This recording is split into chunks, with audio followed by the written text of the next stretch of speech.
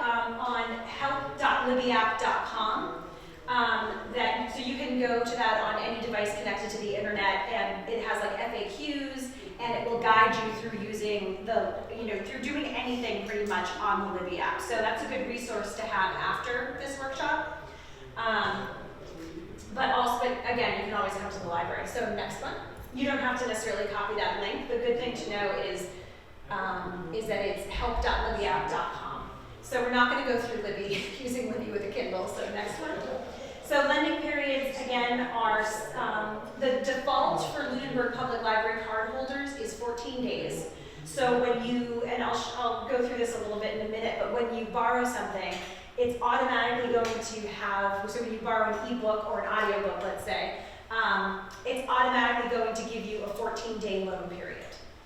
If you click on that where it says 14 days in your Libby app, it's going to give you the option of changing it to 7 if you're a fast reader and you don't want to keep it as long and you want to make sure other people get it soon. Or you can do 21 days. So we'll see what that looks like in a second. So navigating Libby, next slide. Okay, so when you go into Libby, if you click on library, this is what's called the footer down here. And it's a little confusing, but this guy is the menu. So when I say menu, I'm talking about these 3 lines here, which is going to go into your settings and your personal account, and that's where you can change things like your contact information or your card or whatever. If you get a new card, let's say, that's where you're going to go. But this whole thing right here, this whole nav bar with the symbols is called the footer. And in the footer, you're going to see a little building, and that's supposed to be a library. So if you click on the library, what's going to come up is the C.W. Mars catalog. And it's going to show you some of the newest things. You can click on any of those little keywords, newest, popular, random, available now, which means you don't have to wait for it. You can just borrow it right in that moment. So it's going to come up by default with this new stuff. And then you can click on any of those keywords to pull up the most popular ones, to pull up a random assortment of titles, to pull up things that are available now. So let's go to the next. So that is sort of going to be your home page in the Libby app. So we talked about lending periods. This is where if you click on a book that you want to download, like I think this is the audio book for the women, you're going to see a little, your screen will look like this. So the women is going to come up. It's going to say, okay, so you want to borrow it, borrowing for, it's going to go to 14 days. This is a link. If you tap on it, it'll say 7, 14, or 21. That's where you pick your loan period. So you can get it for 3 weeks. Go to the next slide. So, backpedaling a little bit. So this is what I was talking about. This is your footer. And your Libby app is going to look a little bit different on like your mobile device versus a tablet versus your laptop or your desktop, depending on the device on which you're using it. But it's always going to have this footer. So it's typically going to be I think it's always at the bottom.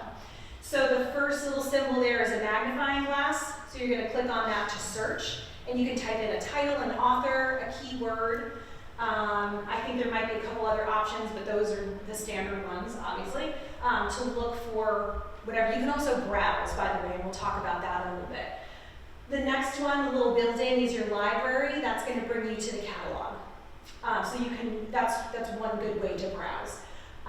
Settings is a little bit complicated, so let's just suffice it to say you can change things like the things on the screen, like the font. You can change the font size. You might even be able to change the font type, colors, that sort of thing. So you can change the way that books appear on your device, and you can also change some things in your account. Shelf is where you're going to go to see the things that you borrowed. So if you go into search and you pick a title and you click borrow, and it says you successfully borrowed this, you're going to go to your shelf to see it under loans. Tags is where it gets a little bit complicated. If you want to get fancy and use tags to tag titles and sort of categorize them in different ways, that's an option, but we can talk about that later. Next slide, please. So navigating Libby the footer. So we kind of already went through this. You've got your search, your library, your menu, your shelf, which has your loans oh, your shelf is also where you're going to see holds. So it says this title is not available right now, place a hold. You can place a hold through Libby, and it might say there's a 14-day estimated time, wait for this title. It's going to give you a notification, which you can get in different ways. We'll talk about later once it's available. But your shelf is also where you're going to see the holds that you've placed, and it's one place where you can see whether or not your hold has become available. And then tabs. So go to the next. Okay.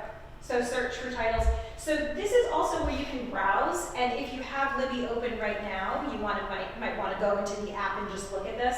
So if you go to your footer and click on the magnifier symbol, you're going to see search, the search bar come up. You also should say browsing and have a strip like this. Do you see that? Anybody who's in the search now? And that should, maybe I'm lying, it might be That's what all this is.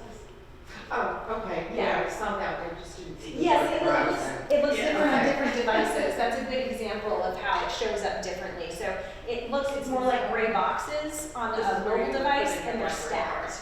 But it should be the Okay. same. Yeah. beyond that. Yeah. So these are just Well, you're different. not gonna be able to until you enter. Yeah. So these are just different options for browsing. So you want to look at books. There are 101,000 books that you can look at. Some will be available, some will not. You want to look at audiobooks. There are 24,000 that you can look at. So you can click on any of these, and it's basically going to sort all the results according to that keyword. So if you click on this, it'll show you all the books. If you click on this, it'll show you all the audiobooks you can possibly get. If you click on this, it's going to show you 5,000 different magazines. You can click on available now. That's really handy because, again, those are the ones you don't have to wait for. These are things you can send to your Kindle, read on your Kindle. Skip the line is another, it's kind of like available now where you don't have to wait for it.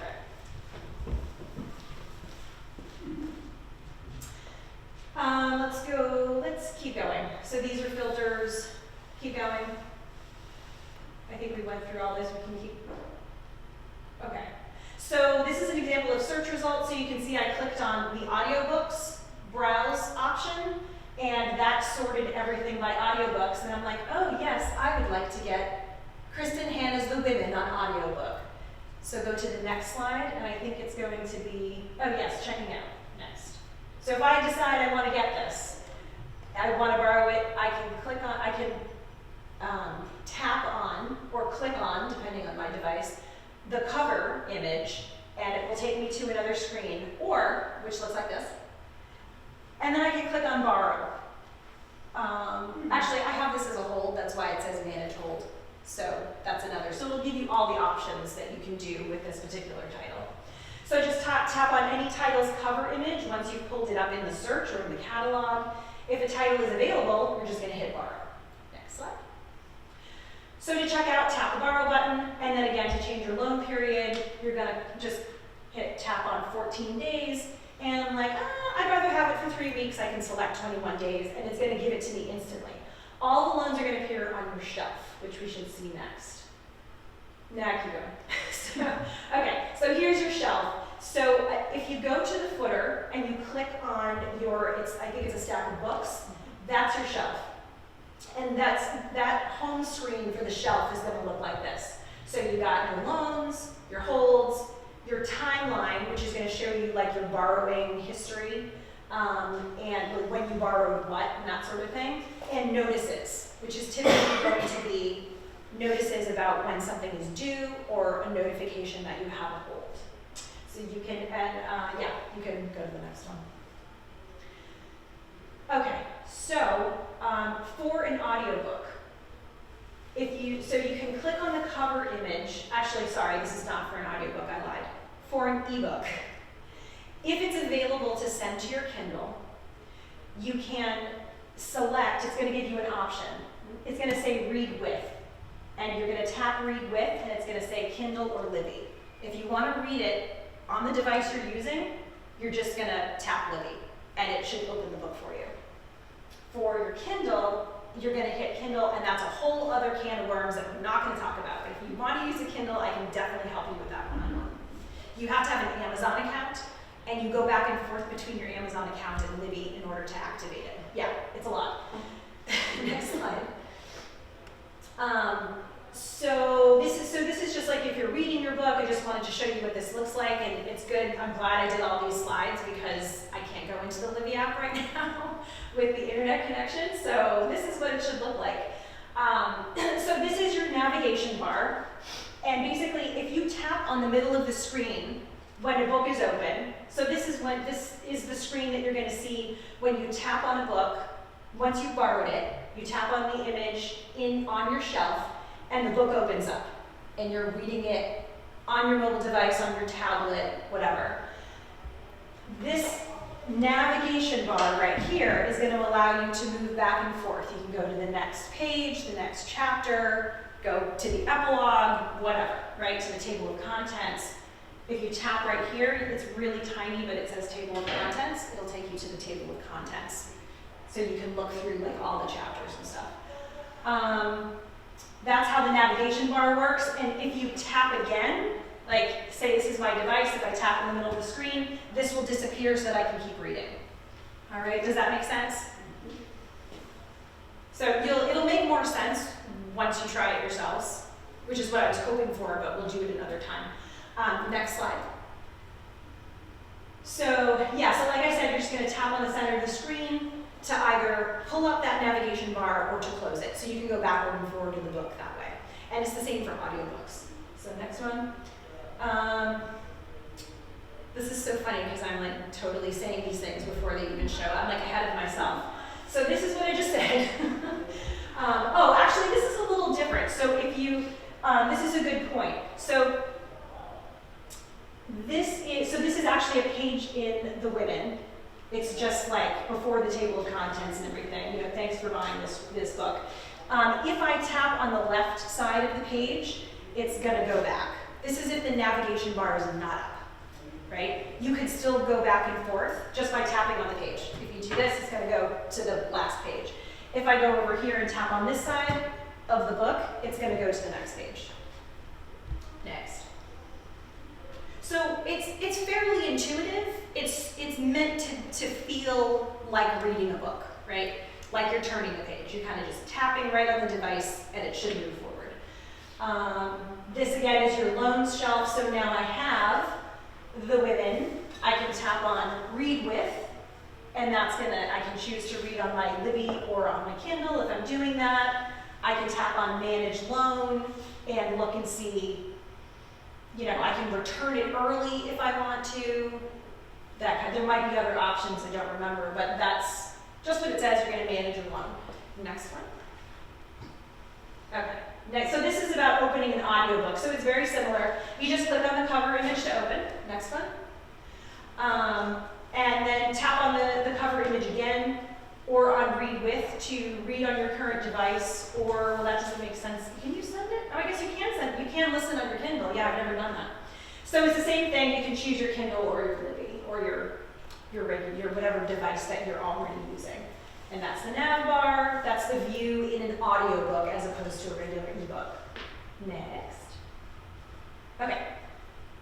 Bookmarks are cool. So that the little guy, the little ribbon kind of thing circled at the top of the ebook page, that is your bookmark symbol. So when you tap on that, and you can go to the next slide and it'll show you, it'll turn gold.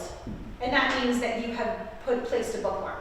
So you just tap that ribbon at the top of the page, and then to find it later, you're gonna go up here to the little, so it's a similar kind of icon, but it's like multiple ribbons. If you click on that, go to the next slide, so it's gonna open up this screen and see I've bookmarked chapter 1, page 7, and I've bookmarked chapter 7, page 76. I can tap on either one of those and go to that bookmark. Does that make sense? Okay, so next. Okay, returning your book. So if I'm ready to return it, I finished reading The Women, my ebook. I can go to manage loan. So these are all links. You can just tap on the text right there. And it's going to open up this screen here. it says due March 28th. Well, I'm done, so I can return early. I'm just gonna click return, or I can renew if that option is available. Click renew loan. All right. And so placing holds. So if I want to place a hold, so I'm back in my search results. I've clicked on my little magnifying glass, and I have typed in the wedding people, and I'm looking for the wedding people, the audiobook. So let's say I type in the wedding people, and I click on audiobooks at the top. That's going to sort my results, and I go, oh, here we go, The Wedding People by Allison Escott. That's what I want. If I tap on the wedding people, next slide, it's going to open up this screen, and it's not available right now. That's why it says place hold. So it's either going to say borrow if it's available to borrow right away, or it's going to say place hold. So if it doesn't say borrow, that means you can't borrow it immediately. But I'm going to place a hold because this is worth waiting for. So if I tap on place hold, it's going to bring you to this screen. So it tells you I'm placing a hold, and it just says this, just wants to confirm this is the card number that you want to use. Sure, I only have one in there. And it tells me I have to wait about 14 weeks for it. Well, Yeah. that's good. So that's what I was saying. Some of the more popular books, you're going to wait a while. But anyway, I'm going to go ahead with it. Oh, it also gives you a little more information. So there are 89 copies in use, and 6 people are waiting for it. 1 person waiting per copy. So it doesn't really, you can't do anything with it, but it's just good to know, I guess. Increases the anticipation. So if you tap place hold, then the hold is going to be placed, and it's going to show up on your shelf in your hold section. So in that footer we were talking about, the shelf is that stack of books. You're going to tap on that, and then it's going to say loans, holds, timeline, and something else. Loans and holds are the most important thing. You're going to tap loans, you're going to tap holds. You're going to tap holds in order to see your holds, and this is what your hold screen looks like. So I have 2. I have put a hold on the Wedding People ebook and the Wedding People audiobook. So next. When your hold is ready, you'll get a notification, and you can set the kind of notification that you want to get in that little menu on the footer. So it's I wish I could open Libby and show you, but it's the one with the 3 dashes. So that's where you control your account. If you click on that in the footer, you can choose to get notifications via email, on your shelf, or as a pop-up, or as a, it's not in there, as what is it called? A push notification. Yep. Sorry, that was an error there. That little icon should not be there. It should say push notification, which is basically like a little notification that pops up. Do you ever get those annoying pop-ups while you're trying to use your phone, and it like an app notifies you, like, oh, you have a new article to read in the New York Times app or something like that? That's a push notification. You can choose to get those to notify you when a hold is ready, or you can turn it off. So and once you've placed a hold, you have 3 days to do something with it. You can borrow it, you can decide to have it delivered later, or you can cancel it. Those are all things you can do in the settings. So go to the next one. Okay. So when your hold is ready to borrow, so this is, I'm in my shelf view right now, and I'm looking at my holds. So I'm under hold on the shelf. When I'm ready to borrow, I can just tap ready to borrow. It's going to open up this screen in my loans section, because now it's moved from my holds to a loan, right? It's now a borrow. I now have it in my hands. And then I can tap and go, great, let's read it. All right, next. So that's the shelf view. That's my, with my loans. And go to the next one. Okay, magazine rack. Also inside, in the shelf view, you have this like really awesome, like unlimited magazine borrowing ability. So it's a really cool feature. So there are no loan limits and no due dates. So you can basically, that's why they call it magazine rack, and it's a separate thing from ebooks and audiobooks. because those you have to borrow for a certain amount of time. You can go to the next slide. So you're going to see magazine rack on that shelf view. You'll see loans, holds, magazine rack.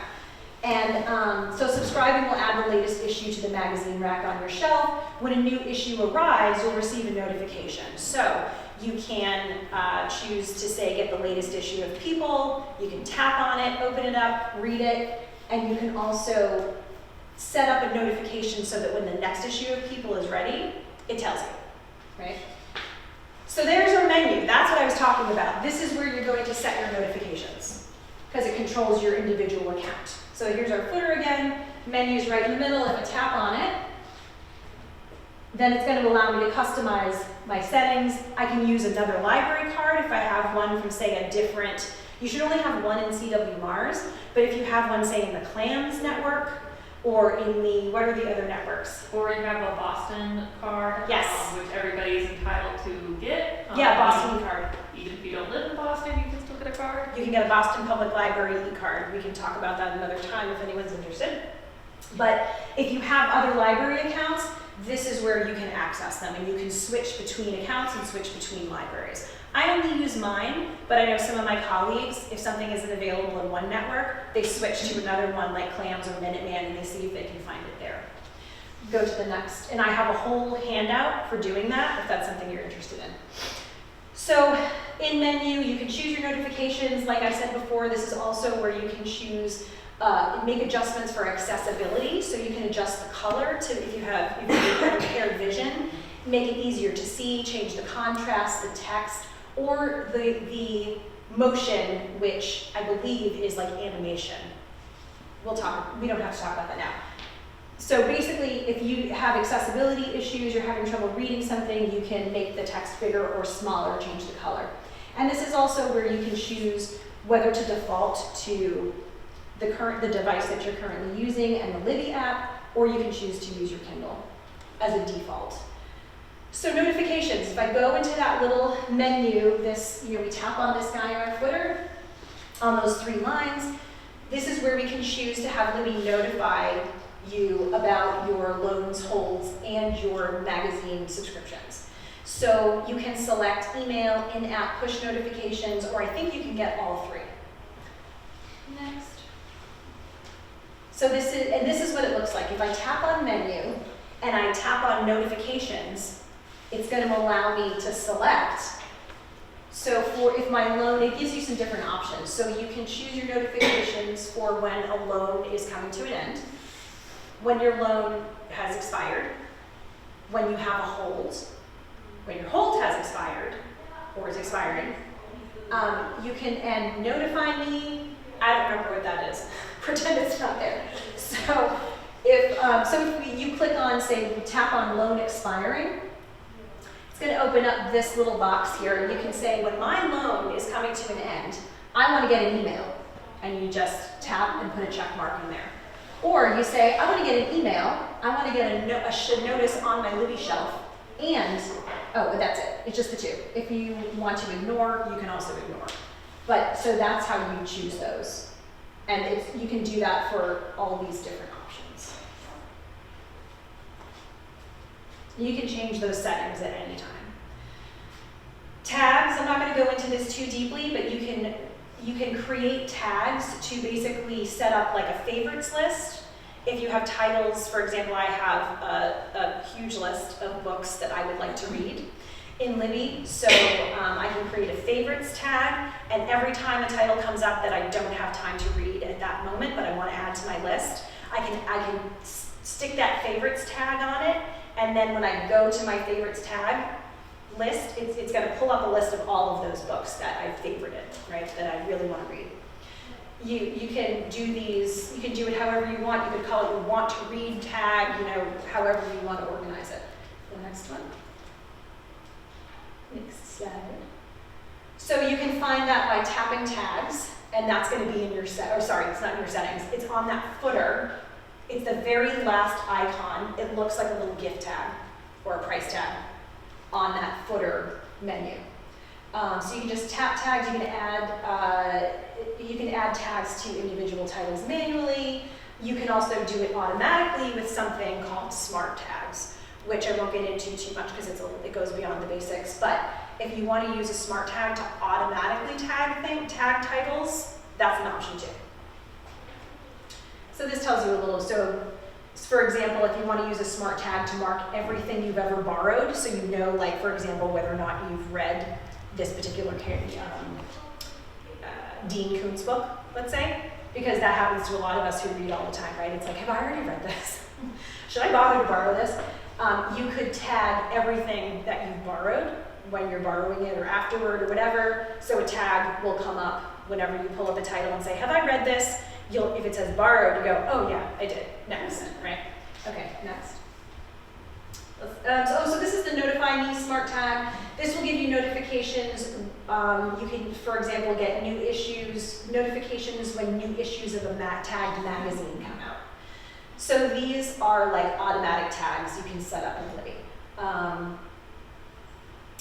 So they're not things that you're going to control manually or set up yourself. They're sort of things you choose. Okay, next. And if you want to learn more about that, then I can help you with that. And I think this is the last slide. So again, LibbyApp.com has an awesome collection of FAQs and links that lead you to pages that basically have really clear instructions for doing different things, for borrowing, for using tags, for returning things, controlling your navigation bar. Anything and everything you could ever want to know about Libby is at help.libbyapp.com. So take advantage of that if there's something specific here you need to look for. And again, you can always come to us as well, and we can make an appointment. We can help you with the CERT desk if it's just a small thing. So those are, there are plenty of ways that you can get assistance with Libby. So, and I think, is that the last slide? I think that's it. Yeah. So I'm sorry that we didn't get to do this along with the Libby app. I'm not able to go into it or to, get everybody going in and signed in to the Libby app today. But I hope this sort of gives you a sense of what it's like, and it's pretty easy to use. Once you've used it once or twice, it becomes pretty intuitive. Do you guys have questions? And I probably should have stopped along the way, but do you guys have questions about using Libby? Change the font? Yes. So in the footer, Yes. where that little menu is, where there are the 3 dashes, if you tap on that, that's going to allow you to make the font bigger or smaller. And I believe you can change the font type as well. Yep, and you can change the colors to make it easier for you to read. Excuse me. And can you can't use the Kindle as an audio book, can you? I think you can. I think you can, actually. I think it will read it to you, just like if you were sitting in your car using headphones. I've never used a Kindle with earbuds or headphones, so I don't know if they tend to have. Do you know, do they have an earphone jack? If they do, you should be able to plug it right in there and listen to it. But I'm not sure, and I totally forgot to bring my Kindle today, so I could have looked, but I don't have it. But anyway, but you can use Kindle as an audiobook, if you want to do it that way. If you want to learn how to do that, again, it's probably best to schedule a one-on-one appointment because, it was frustrating for me to try to figure it out. Once you get it, you get it. And once you sort of set it up, you've got an open channel between Libby and your Kindle and Amazon. It flows pretty easily and you get used to doing it, but the setup's a little tricky. So I hope this was helpful. And again, let us know if you need additional help because that's It's not what I'm there just for. once we can take it in a day. That's a lot. That's a lot. All right.